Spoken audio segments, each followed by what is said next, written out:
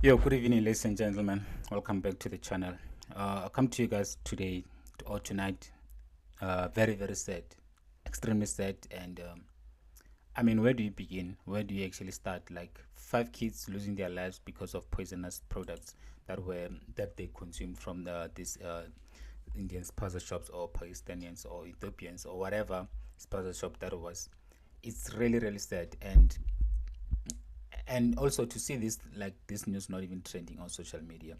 I know this happened yesterday on the 7th, but I mean there hasn't been an outcry. There hasn't been any outcry from the media, from the government, and also from this activists. And you ask yourself, and also the human rights foundations.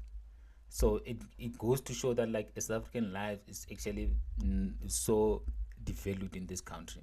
South African life, a life of a South African is so devalued in this country. And I mean, my thing is like black South Africans, why are we not raising up? Why are we not doing something about this? Because we're literally at the mercy of these people. Our communities consume products or items from these shops. Literally, we are literally at the mercy of these people. And if they really want to finish us, they can do it like this.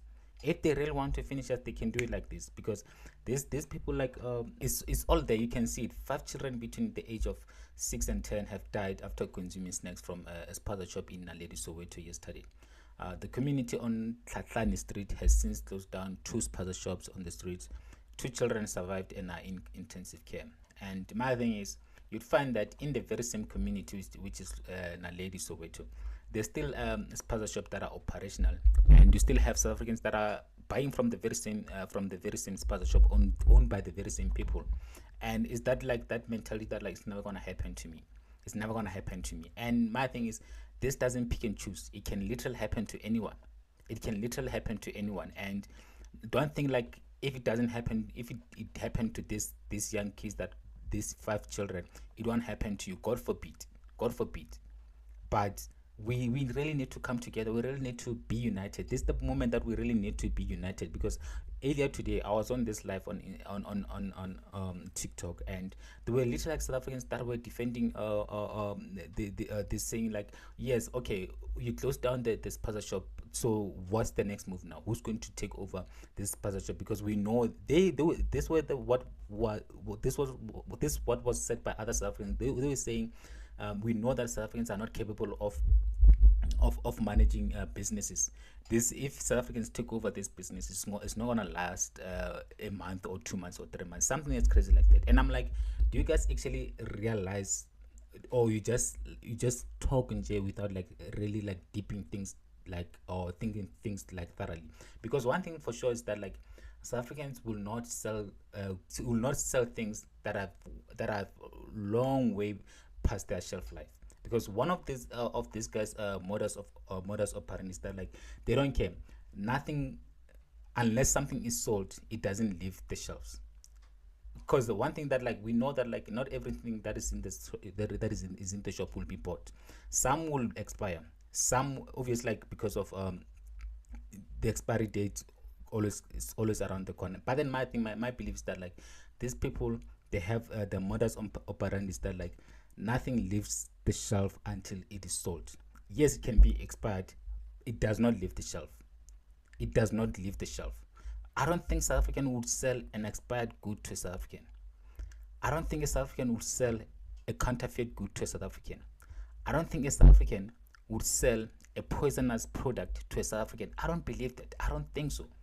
But then these people, they don't care. They would rather do that than losing money on profit. Because if a product now expires, now they have no choice but then to throw it, and it's a loss. It's a loss. But then they're not gonna do that. They're not about to do that.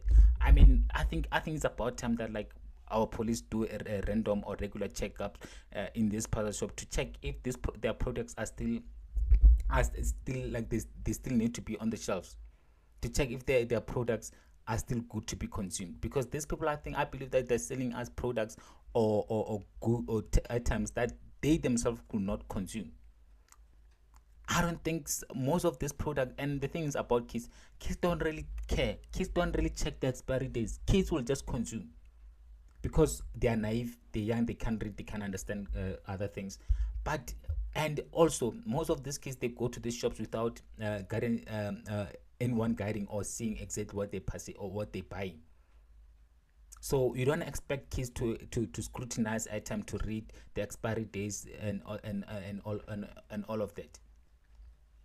So my thing is, I know that I know one thing for sure is that like I said, South Africans are divided. We are so divided because I know what South Africans are capable of. I know what South Africans are capable of. If we really come together, I think we can, like South African, we can literally like get rid of these puzzle shops. We can get rid of all these puzzle shops. Just that like we're not united, and obviously like other families are benefiting from this puzzle shop because like they are renting out their garages to these Ethiopians, Indians, Somalians, Pakistanians in order to sell the they made them like the garage, they turn them into puzzle shops. So obviously like there's gonna be that division, there's gonna be that like different ideas when it comes to like people actually coming together and getting rid of all this puzzle shop. It's gonna take, I don't know exactly what it will take, but until we do that, until we come together, because I believe that South Africans are capable, we have South Africans that are capable of taking over these puzzle shops and making it a profitable and a sustainable business. It's just that like, will even South Africans support South Africans taking over these businesses? I don't think so. I really don't think so. But then until like this businesses, puzzle shop is taken over by South Africans, we are unfortunately at the mess of these people. And remember, it can happen to anyone. God forbid, it can happen to anyone. Until we literally like get our act right, until we come together, because like I said, I know that what we are capable of when we come together. I mean, we saw what happened in during July unrest in 2021. We saw what was happening in KZN. We know exactly what South Africans are capable of. So until South Africans get rid of this mentality that it's never gonna happen to me, and just like let's just come together, let's let's get to the bottom of this issue. Let's get rid of or resolve this issue once and for all. Until we decide to do that, unfortunately, this battle is not going to be won. It's never going to be won, and it's going to take me and you. It's going to take. I mean, don't even tell me about the government, because we know our government is toothless, and they're not going to do anything. They I don't know exactly what they're scared of, because I mean, the last year we had, not even last year, at the beginning of this year, we had our president, Cyril Ramaphosa, at one of these puzzle shops. He was there. He was asking useless questions, asking utter nonsense questions, asking you like, oh, do you have a suit like this in your puzzle shop? Oh, is your shop I can't remember another question. Instead of asking questions that communities or South Africans want answers for.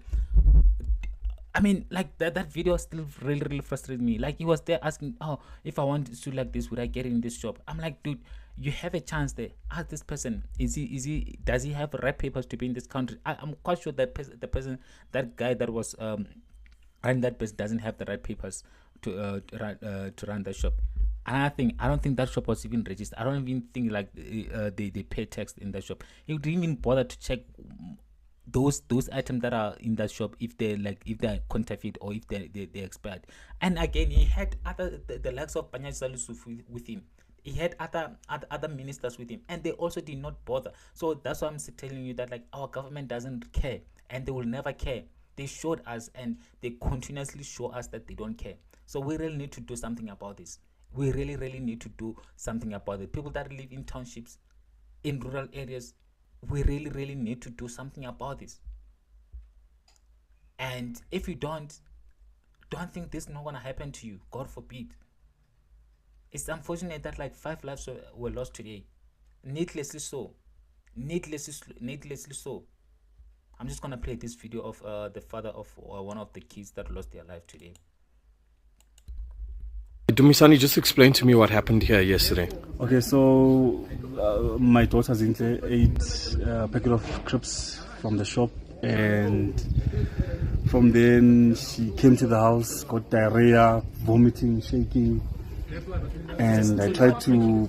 Truly heartbreaking. Just imagine a 5-year-old experiencing the pain that she must have felt going through vomiting, diarrhea, like you're vomiting, and on top of that you have diarrhea.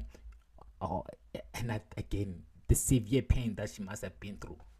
Like, do you guys really understand? I don't think you guys understand how deep this problem is. To drink milk, but I could see that she's in pain. She's vomiting. She couldn't speak.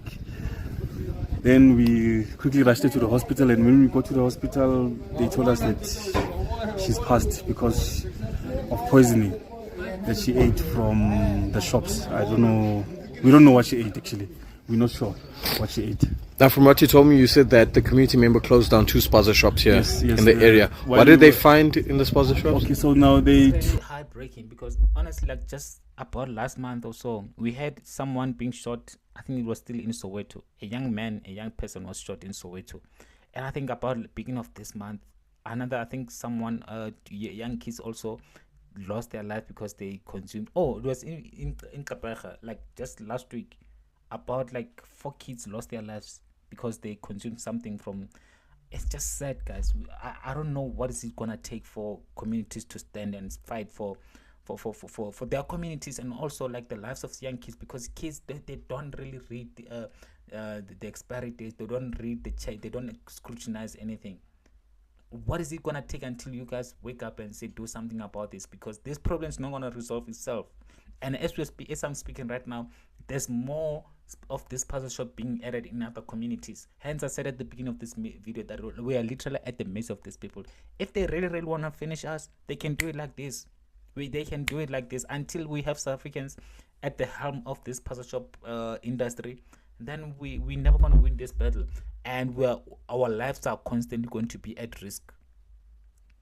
Our lives are constantly going to be at risk as long as your family consumes items from these local Spaza shops that are not owned by South Africans, and then this might also happen to you. Actually the police took the packet of crabs from what they found, from what was left from the shop. Then they went with it. That's what I saw from the police station. But other than that, the community now took everything. They looted actually the shop. There's nothing in the shop. But you said something about rat poisoning? Yes. That's what the police this morning when I went. It's like why the community is like now looting from the shops, because like it kind of like defeats the purpose. Why they looting from the shops? The very same product that they're looting, they are the very same product that possibly might be poisonous. So I don't understand it. I really don't understand, because we cannot be having this issue of we're suspecting that like these items that are being sold at this shop, they might be poisonous, they might be counterfeit, and they might be expired, and we have the very same people looting and going back home to consume the very same food. I don't understand it. I really don't understand it. I think we really need to take a long look at ourselves as South Africans, because that really doesn't it kind of like defeats the purpose. It doesn't make sense to me. To the police station, they told us that they found rat poisoning from the snacks that they ate, that they found. The police are the ones that found the rat poisoning, I think. Sure. How's your family coping so far? Devastated. We are, we don't know, we're shattered. Like, this is unbelievable that it's happening to us. We don't know, when we think of the other children as well, it's just a mess for us. Yeah, so it's bad. How old is your daughter, and tell me a little bit about her? My daughter is 7 years old. She's doing grade 2. She's very bubbly. She was very energetic.